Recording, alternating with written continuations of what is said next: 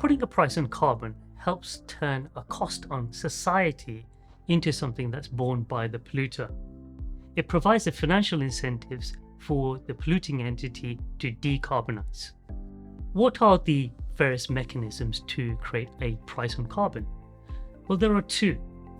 Firstly, taxation, putting a tax on the per unit greenhouse gas emissions of polluters. And the other method is to implement a cap and trade system.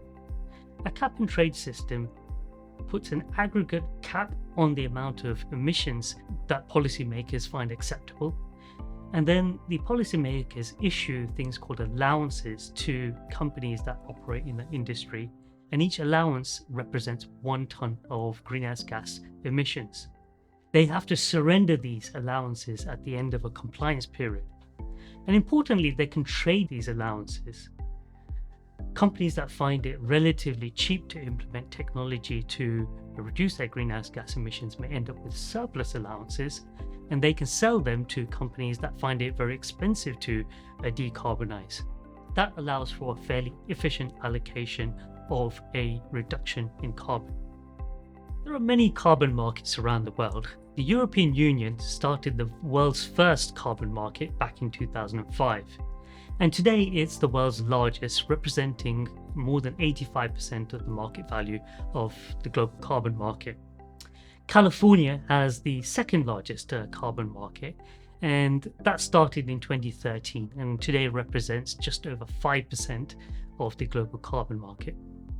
So carbon markets are inevitably driven by policy decisions. The greater policymakers want to achieve their climate goals, the harder these tools to decarbonize have to work. In the European Union, over the last 2 years, a legislative proposal has been debated called Fit for 55 legislation. That's the aim to reduce greenhouse gas emissions by 55% by the year 2030 relative to 1990 levels. Without this legislative proposal, the EU would only achieve a 40% reduction. So over the last 2 years, the European Commission, Parliament and Council have been debating over these proposals, and we're on the cusp of them being implemented. They include things like reducing the cap on emissions at a more aggressive rate, and also widening the scope of the carbon market to more industries. In California, there has been the scoping plan, which was agreed in November of 2022.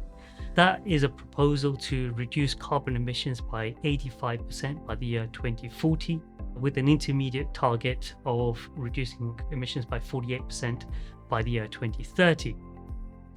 As policymakers tighten their environmental policies, the more they have to rely on all their decarbonization tools. The greater they rely on the carbon markets, the more they would have to do things like reduce the caps on carbon emissions. And with that, the greater the potential for carbon prices to increase.